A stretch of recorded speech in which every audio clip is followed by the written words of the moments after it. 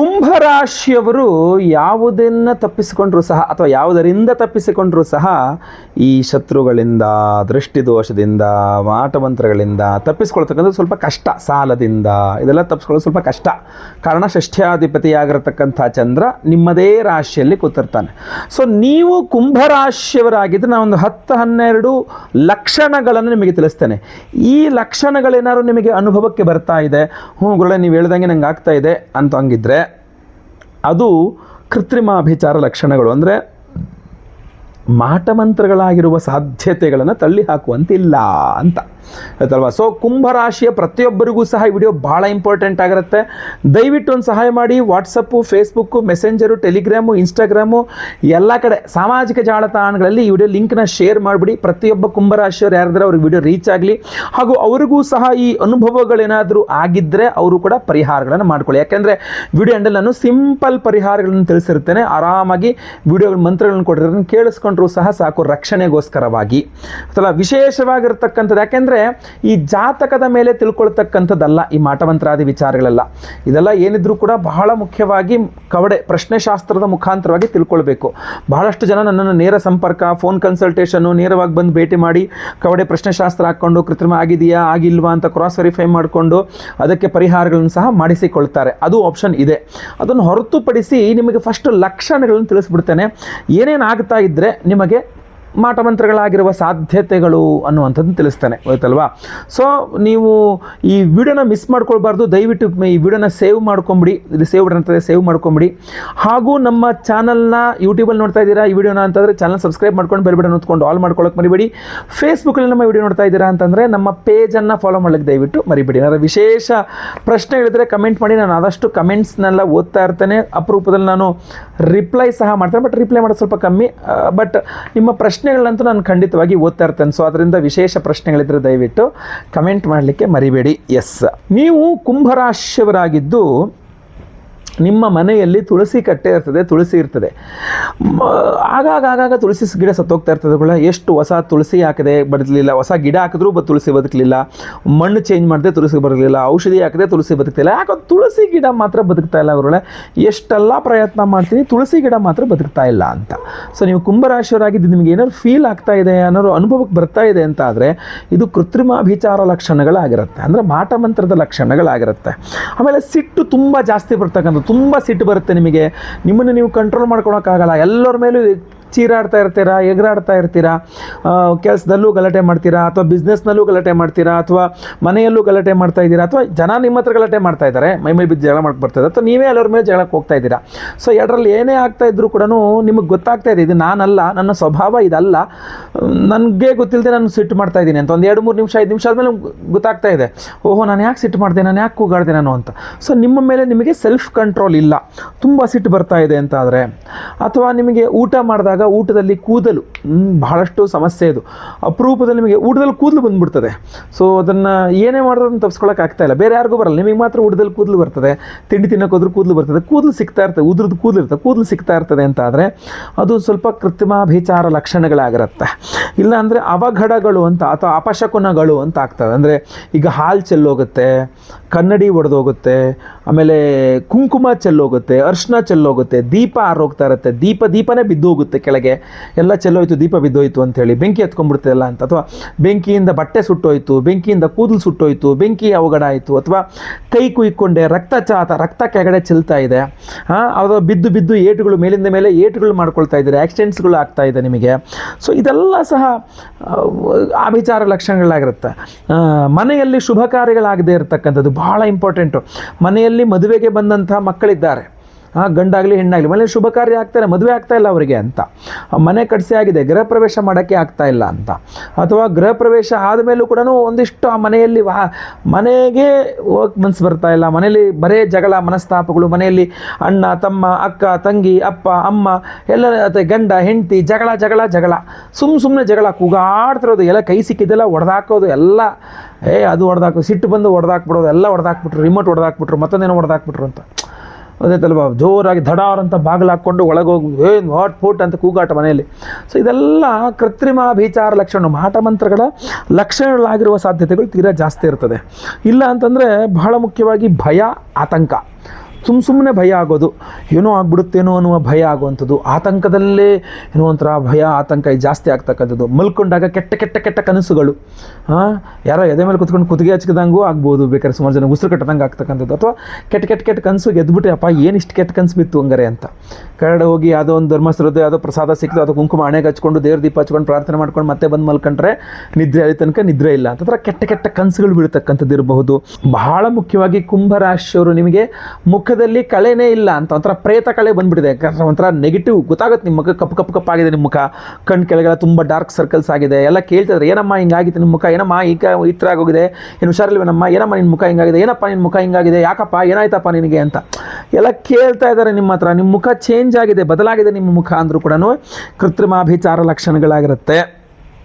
ಆಮೇಲೆ ಅನಾರೋಗ್ಯ, ಆಯುರ್ವೇದ ಟ್ರೈ ಮಾಡಿದೆ, ಹೋಮಿಯೋಪತಿ ಟ್ರೈ ಮಾಡಿದೆ, ಅಲೋಪತಿ ಟ್ರೈ ಮಾಡಿದೆ, ಎಲ್ಲ ಔಷಧಿಗಳಾಯಿತು, ಎಲ್ಲ ಡಾಕ್ಟ್ರುಗಳಾಯಿತು, ಹುಷಾರಾಗ್ತಾ ಇಲ್ಲ, ಏನೋ ಒಂದು ಆರೋಗ್ಯ ಬಾಧೆ ಆಗ್ತಾನೇ ಇದೆ.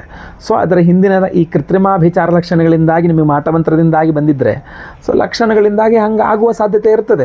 ಈ ಮನೆ ಮುಂದೆ ಲಿಂಬೆಹಣ್ಣು ಸಿಕ್ತು, ಆಮೇಲೆ ಎಲ್ಲೋ ಒಂದು ನಮ್ಮ ಮನೇಲಿ ಬಟ್ಟೆ ಮಡಚ್ತಾ ಇದ್ದೀನಿ, ಅದೇನೋ ಕೆಳಗಡೆ ಸೋಫಾ ಕೆಳಗಡೆ ಮತ್ತೊಂದೇನೋ ಸಿಕ್ತು, ಕಿಟಕಿ ಹತ್ರ ಮತ್ತೊಂದೇನೋ ಸಿಕ್ತು, ಅದೇನೋ ಭಸ್ಮ ಸಿಕ್ತು, ಕುಂಕುಮ ಮಡಚಿಟ್ಕೊಂಡಿದ್ರು, ಅದೇನೋ ಬೂದಿ ಇಟ್ಟಿದ್ರು, ಏನೋ ಒಂದು ಸಿಕ್ತು ಅಂತಂದ್ರೂ ಕೂಡ ಕೃತ್ರಿಮಾಭಿಚಾರ ಲಕ್ಷಣಗಳಾಗಿರುವ ಸಾಧ್ಯತೆಗಳಿರ್ತದೆ. ಸೊ ಅದರಿಂದ ಈ ಥರ ಯಾವುದೇ ಒಂದು ಬಿಸ್ನೆಸ್ ಮಾಡ್ತಾಯಿದ್ರೆ ತುಂಬ ಲಾಸ್ ಎಲ್ಲರಿಗೂ ಚೆನ್ನಾಗಿ ಲಾಭ ಆಗ್ತಾ ಇದೆ, ಜಾತಕ ಪ್ರಕಾರ ನಿಮಗೆ ಅದ್ಭುತ ಲಾಭ ಅಂತ ಹೇಳ್ತಾ ಇರ್ತೀವಿ, ನಾವು ಕೂಡ ವಿಡಿಯೋದಲ್ಲಿ ಹೇಳಿರ್ತೀವಿ ನಿಮ್ಮ ರಾಶಿ ಇತ್ಯಾದಿಗಳಿಗೆ.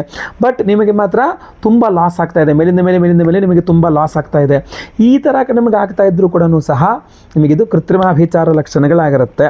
ಸೊ ಇದೇನಾಗ್ಬಿಡುತ್ತೆ, ಮನೆಯಲ್ಲಿ ಶುಭ ಕಾರ್ಯ ನಡೆಯಲ್ಲ ಹೇಳಿದ್ನಲ್ಲ, ಒಂದು ಸತ್ಯನಾರಾಯಣ ಸ್ವಾಮಿ ಪೂಜೆ ಮಾಡೋಕ್ಕಾಗಲ್ಲ, ಒಂದು ದೇವಸ್ಥಾನಗಳಿಗೆ ಹೋಗೋಕ್ಕಾಗಲ್ಲ, ಒಂದು ಪೂಜೆ ಪುನಸ್ಕಾರ ಮಾಡೋಕ್ಕಾಗಲ್ಲ, ಏನು ಮಾಡೋದಂತ ಅರ್ಥ ಆಗ್ತಾ ಇಲ್ಲ.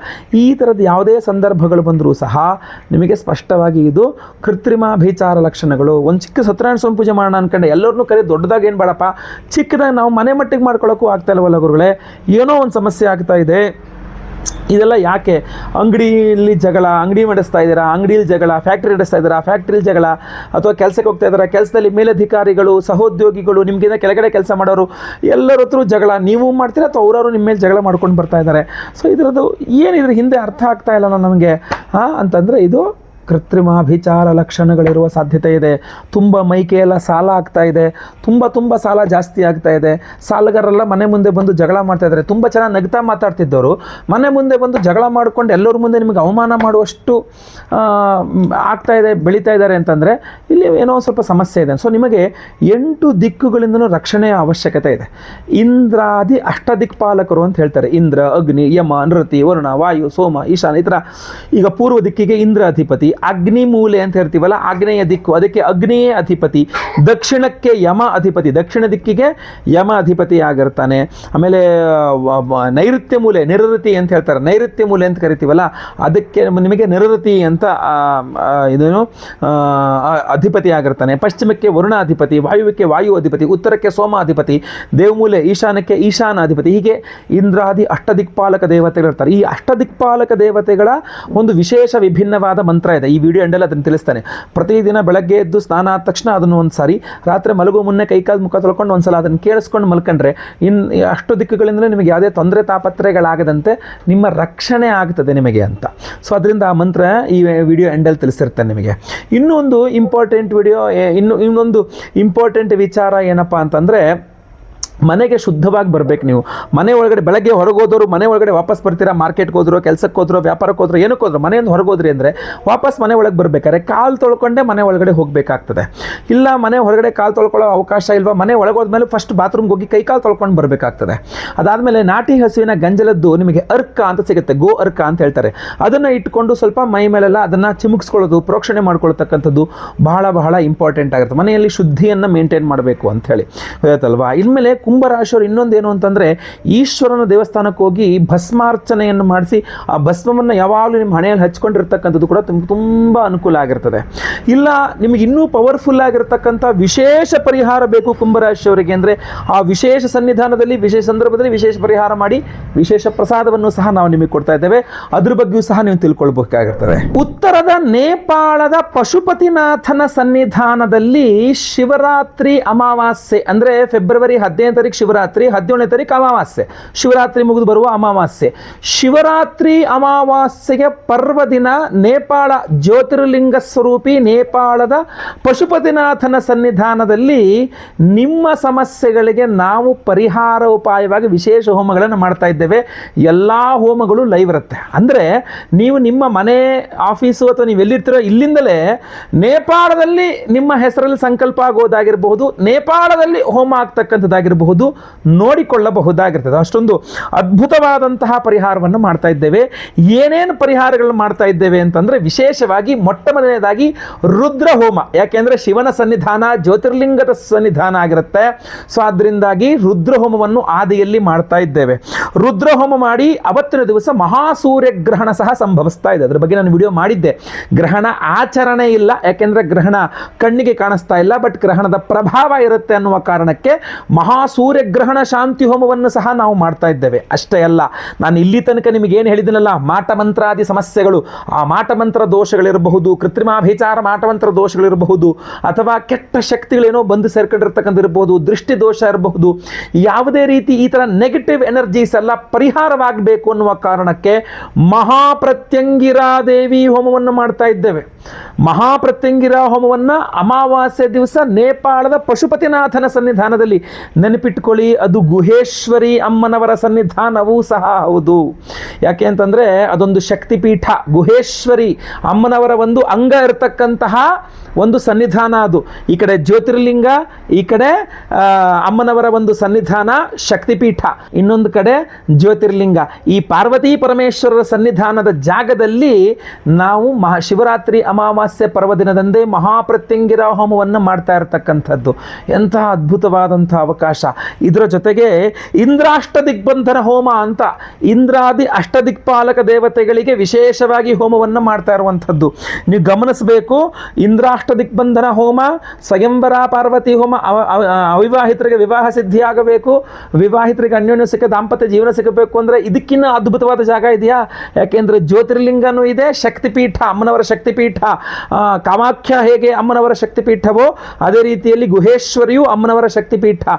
ಗುಹೇಶ್ವರಿ ಅಮ್ಮನವರ ಸನ್ನಿಧಾನ, ಅದೇ ರೀತಿಯಲ್ಲಿ ಪಶುಪತಿನಾಥನ ಸನ್ನಿಧಾನದಲ್ಲಿ ನೀವು ಪಾರ್ವತಿ ಪರಮೇಶ್ವರ ಸನ್ನಿಧಾನದಲ್ಲಿ ಸ್ವಯಂವರ ಪಾರ್ವತಿ ಹೋಮವನ್ನು ಮಾಡ್ತಾ ಇದ್ದೇವೆ. ಅದರ ಜೊತೆಯಲ್ಲಿ ಮಹಾಪ್ರತ್ಯಂಗಿರ ಹೋಮವೂ ಇರುತ್ತೆ, ರುದ್ರ ಹೋಮವೂ ಇರುತ್ತೆ, ಗುರು ಶಾಂತಿ ಶನಿ ಶಾಂತಿ ಸಹಿತ ಮಹಾನವಗ್ರಹ ಶಾಂತಿ ಹೋಮಗಳೆಲ್ಲ ಇರುತ್ತೆ. ಇಷ್ಟೆಲ್ಲ ಹೋಮಗಳನ್ನು ಮಾಡಿ ವಿಶೇಷ ಪ್ರಸಾದವನ್ನು ಸಹ ನಾನು ಅಲ್ಲಿಂದಲೇ ಎನರ್ಜೈಸ್ ಮಾಡಿಕೊಂಡು ತರ್ತಾ ಇದ್ದೇನೆ. ಆ ವಿಶೇಷ ಪ್ರಸಾದವನ್ನು ನೀವು ಗಮನಿಸಬೇಕು. ಈ ವಿಶೇಷವಾದಂತಹ ಮಾಲೆ ನಿಮಗೆ ಸ್ಕ್ರೀನ್ ಮೇಲೆ ಕಾಣ್ಬೋದು. ಇದರಲ್ಲಿ ತ್ರಿಶಕ್ತಿ, 3 ಅದ್ಭುತವಾದಂತಹ ಶಕ್ತಿಗಳಿದೆ. ಅದರಲ್ಲಿ ಒಂದು ಜ್ವಾಲಾಮುಖಿ ರತ್ನ, ನಿಮಗೆ ಸ್ಕ್ರೀನ್ ಮೇಲೆ ಕಾಣ್ಬೋದು. ಇದು ಭೂಮಿಯಿಂದ ಏನು ಜ್ವಾಲಾಮುಖಿ ಸ್ಫೋಟ ಆಗುತ್ತಲ್ಲ, ಅದು ಹೊರಗಡೆ ಬಂದಾಗ ಅದೊಂದು ಕಲ್ಲಾಗಿ ರತ್ನವಾಗಿ ಮಾರ್ಪಾಡಾಗತ್ತೆ. ಅದೇ ಜ್ವಾಲಾಮುಖಿ ರತ್ನ, ಆಯ್ತಲ್ವಾ? ಆ ಜ್ವಾಲಾಮುಖಿ ರತ್ನ ಜೊತೆಗೆ ನೆಕ್ಸ್ಟ್ ಬರ್ತಕ್ಕಂಥದ್ದು ಯಾವುದಪ್ಪ ಅಂದರೆ, ನಿಮ್ಮೆಲ್ಲರ ಬಹಳಷ್ಟು ನೀವು ಕೇಳಿರ್ತಕ್ಕಂತಹ ಕರುಂಗಾಲಿ. ಇದರಲ್ಲಿ ಜ್ವಾಲಾಮುಖಿ ಜೊತೆಗೆ ಕರುಂಗಾಲಿಯನ್ನು ಸೇರಿಸಿದ್ದೇನೆ. ಅದರ ಜೊತೆಗೆ ಇರತಕ್ಕಂಥದ್ದೇ ವ್ಯಾಘ್ರನೇತ್ರ ರತ್ನ. ವ್ಯಾಘ್ರನೇತ್ರ ರತ್ನ, ಕರುಂಗಾಲಿಯ ಒಂದು ಬೀಡ್, ಅದರ ಜೊತೆಗೆ ಇರತಕ್ಕಂಥದ್ದೇ ಜ್ವಾಲಾಮುಖಿ ರತ್ನ. ಈ 3 ಅದ್ಭುತವಾದಂತಹ ತ್ರಿಶಕ್ತಿಗಳನ್ನು ಮಾಲೆ ಮಾಡಿಸಿದ್ದೇನೆ. ಅದ್ಭುತವಾಗಿ ಗಟ್ಟಿಯಾಗಿ ಒಂದು ಮಾಲೆಯನ್ನು ಮಾಡಿಸಿದ್ದೇವೆ. ಈ ಒಂದು ಮಾಲೆಯನ್ನು ಶಿವರಾತ್ರಿ ಅಮಾವಾಸ್ಯೆ 17ನೇ ತಾರೀಕು ನೇಪಾಳದ ಪಶುಪತಿನಾಥನ ಸನ್ನಿಧಾನದಲ್ಲಿ ರುದ್ರ ಹೋಮ, ಮಹಾಪ್ರತ್ಯಂಗಿರಾ ಹೋಮ, ಸ್ವಯಂವರ ಪಾರ್ವತಿ ಹೋಮ, ಇಂದ್ರಾಷ್ಟ ದಿಗ್ಬಂಧನ ಹೋಮ ಹಾಗೂ ವಿಶೇಷವಾಗಿರತಕ್ಕಂತಹ ಗುರು ಶಾಂತಿ ಶನಿ ಶಾಂತಿ ಎಲ್ಲ ಹೋಮಗಳಲ್ಲಿ ವಿಶೇಷವಾಗಿ ಸೂರ್ಯಗ್ರಹಣ ಶಾಂತಿ ಹೋಮದಲ್ಲೂ ಕೂಡ ಇದು ಎನರ್ಜೈಸ್ ಆಗಿರುತ್ತೆ. ಪ್ರತಿಯೊಬ್ಬರಿಗೂ ಅಲ್ಲಿಂದ ಎನರ್ಜೈಸ್ ಮಾಡಿ ತಂದು ಕೊಡ್ತೇನೆ. ನೋಡಿ ಎಷ್ಟಂತ ಅದ್ಭುತವಾದಂಥದ್ದು. ಸ್ಕ್ರೀನ್ ಮೇಲೆ ಕಾಣುವಂಥ ನಂಬರ್ಗೆ ನಿಮ್ಮ ಹೆಸರು, ಗೋತ್ರ ಗೊತ್ತಿದ್ರೆ, ನಕ್ಷತ್ರ ಗೊತ್ತಿದ್ರೆ, ರಾಶಿ ಗೊತ್ತಿದ್ರೆ ಹಾಗೂ ನಿಮ್ಮ ವಿಳಾಸ, ಇದನ್ನು ಸ್ಕ್ರೀನ್ ಮೇಲೆ ಕಾಣೋ ನಂಬರ್ಗೆ ಬೇಗ ವಾಟ್ಸಪ್ ಮಾಡ್ಕೊಳ್ಳಿ. ಲೈವಲ್ಲಿ ನೇಪಾಳದಲ್ಲಿ ನಿಮ್ಮ ಹೆಸರು ಸಂಕಲ್ಪ ಆಗೋದು ನೀವು ಇಲ್ಲಿ ಕೂತ್ಕೊಂಡು ಆರಾಮಾಗಿ ಲೈವಲ್ಲಿ ನೋಡ್ಕೊಳ್ಬಹುದು. ಸೊ ಲೈವಲ್ಲಿ ನಿಮ್ಮ ಹೆಸರು ಸಂಕಲ್ಪ ಆಗುತ್ತೆ. ಎಲ್ಲ ನೇಪಾಳದಲ್ಲಾಗುವ ಎಲ್ಲ ಹೋಮಗಳನ್ನು ನೀವು ಇಲ್ಲಿಂದಲೇ ಲೈವ್ ಹೋಮಗಳನ್ನು ನೋಡ್ತೀರಾ. ಹಾಗೂ ಎಲ್ಲ ಹೋಮಗಳ ಭಸ್ಮ, ಆಮೇಲೆ ಕುಂಕುಮಾರ್ಚನೆ, ಕುಂಕುಮ ಪ್ರಸಾದ ಜೊತೆಗೆ ವಿಶೇಷವಾದ ಈ ತ್ರಿಶಕ್ತಿ ತ್ರಿಶಕ್ತಿ ಮಾಲೆಯನ್ನ, ವಿಶೇಷವಾದ ರುದ್ರ ತ್ರಿಶಕ್ತಿ ವಿಶೇಷವಾದಂತಹ ಮಾಲೆಯನ್ನ ನಾವು ಅಲ್ಲಿಂದ ಎನರ್ಜೈಸ್ ಮಾಡಿಕೊಂಡು ತಗೊಂಬಂದು ನಿಮಗೆ ಕೊಡ್ತಾ ಇದ್ದೇವೆ. ಪ್ರತಿಯೊಬ್ಬರು ಧಾರಣೆ ಮಾಡ್ಕೊಳ್ಬಹುದು. ಅದ್ಭುತವಾದಂತಹ ಒಂದು ಮಾಲೆ ಇದು. ಬಟ್ ತುಂಬಾ ಕಾಸ್ಟ್ಲಿ ಆಗ್ತದೆ, ಅದರಿಂದ ತುಂಬಾ ಲಿಮಿಟೆಡ್ ಆಗಿ ಮಾಡಿಸಿದ್ದೇವೆ. ಪ್ರತಿಯೊಬ್ಬ ಸಂಕಲ್ಪ ಸೇವಾ ಕರ್ತೃಗಳು ನಾವು ಇದನ್ನು ಕೊಡಲೇಬೇಕು ಅಂತ ಹೇಳಿ ವಿಶೇಷವಾಗಿ ಮಾಡಿಸಿರ್ತಕ್ಕಂಥ, ಇದಕ್ಕೆ ಎಕ್ಸ್ಟ್ರಾ ಏನು ದುಡ್ಡು ತಗೊಳ್ತಾ ಇಲ್ಲ. ನಮ್ಮ ಸಂಕಲ್ಪ ಸೇವೆಗೆ ಏನಿದೆಯೋ ಅಷ್ಟು ಮಾತ್ರ ತೆಗೆದುಕೊಳ್ತಾ ಇದ್ದೇವೆ.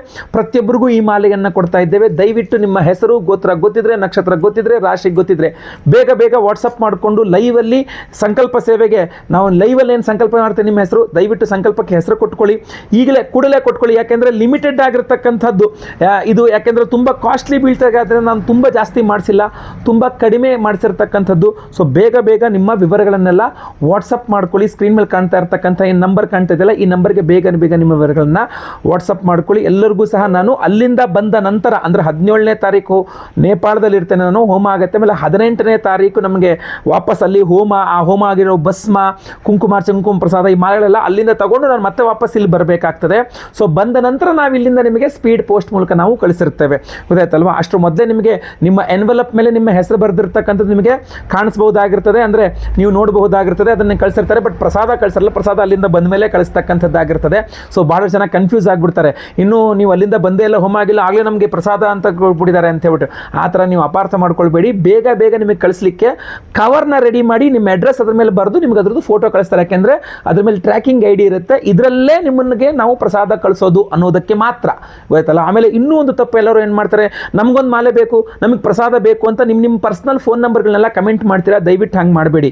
ನಿಮಗೆ ಮಾಲೆ ಬೇಕು ಅಂದರೆ, ನಿಮಗೆ ಪ್ರಸಾದ ಬೇಕು ಅಂತಂದರೆ ನಿಮಗೆ ನೀವು ವಾಟ್ಸಪ್ ಮಾಡಿ ವಿನಃ ಕಮೆಂಟ್ ಸೆಕ್ಷನಲ್ಲಿ ದಯವಿಟ್ಟು ನಿಮ್ಮ ಪರ್ಸನಲ್ ನಂಬರ್ಗಳು ಹಾಕಬೇಡಿ. ಅದರಿಂದಾಗಿ ಏನಾದರೂ ಯಾರು ಮಿಸ್ಯೂಸ್ ಮಾಡ್ಕೊಂಡು ನಿಮಗೆ ನಷ್ಟ ಆದರೆ ನಾವು ಜವಾಬ್ದಾರರಲ್ಲ. ದಯವಿಟ್ಟು ಕಮೆಂಟ್ ಮಾಡಬೇಡಿ ನಿಮ್ಮ ನಂಬರ್ನ. ಏನೇ ಇದ್ರೂ ಸಹ ವಾಟ್ಸಪ್ ಮಾಡಿ, ನಮ್ಮ ಆಫೀಸ್ ನಂಬರ್ಗೆ ಕಾಲ್ ಮಾಡಿ, ವಾಟ್ಸಪ್ ಮಾಡಿ. 2-3 ನಂಬರ್ಗಳಿದೆ, ದಯವಿಟ್ಟು ಕಾಲ್ ಮಾಡಿ, ವಾಟ್ಸಪ್ ಮಾಡಿ. ಖಂಡಿತವಾಗಿ ಒಳ್ಳೆಯದಾಗಲಿ. ಮುಂದಿನ ವಿಡಿಯೋದಲ್ಲಿ ಮತ್ತೆ ಪುನಃ ನಿಮ್ಮನ್ನೆಲ್ಲ ಭೇಟಿ ಮಾಡ್ತೇನೆ. ಈಗ ವಿಶೇಷವಾದ ಇಂದ್ರಾದಿ ಅಷ್ಟದಿಕ್ಪಾಲಕ ದೇವತೆಗಳ ಮಂತ್ರವನ್ನು ಸಹ ನಾನು ನಿಮಗೀಗ ಕೇಳಿಸಿದ್ದೇನೆ, ಕೇಳಿಸ್ಕೊಳ್ಳಿ ಅದನ್ನು ಸಹ. ಖಂಡಿತವಾಗಿ ಎಲ್ಲರಿಗೂ ಒಳ್ಳೆಯದಾಗಲಿ. ಮುಂದಿನ ವಿಡಿಯೋದಲ್ಲಿ ಮತ್ತೆ ಪುನಃ ಭೇಟಿ ಮಾಡ್ತೇನೆ. ಪ್ರತಿಯೊಬ್ಬರಿಗೂ ಈ ವಿಡಿಯೋ ರೀಚ್ ಆಗಬೇಕು. ದಯವಿಟ್ಟು WhatsApp, Facebook, messenger, Telegram, Instagram ಎಲ್ಲ ಕಡೆ ಶೇರ್ ಮಾಡಲಿಕ್ಕೆ ಈ ವಿಡಿಯೋನ ಮರಿಬೇಡಿ. ಒಳ್ಳೆಯದಾಗಲಿ. ಮುಂದಿನ ವಿಡಿಯೋದಲ್ಲಿ ಮತ್ತೆ ಪುನಃ ಭೇಟಿ ಮಾಡ್ತೇನೆ. ಲೋಕಾ ಸಮಸ್ತ ಸುಖಿನೋ ಭವಂತು. ನಾರಾಯಣ ನಾರಾಯಣ ನಾರಾಯಣ. ವೀಕ್ಷಕರೇ, ಪರಿಹಾರ ಮಂತ್ರಕ್ಕಾಗಿ ಕಮೆಂಟ್ಸ್ನಲ್ಲಿ ಲಿಂಕ್ ಇದೆ. ಆ ಲಿಂಕ್ ಅನ್ನು ಕ್ಲಿಕ್ ಮಾಡಿದ್ರೆ ನಿಮಗೆ ಪರಿಹಾರ ಮಂತ್ರ ಸಿಗಲಿದೆ. ನಮಸ್ಕಾರ.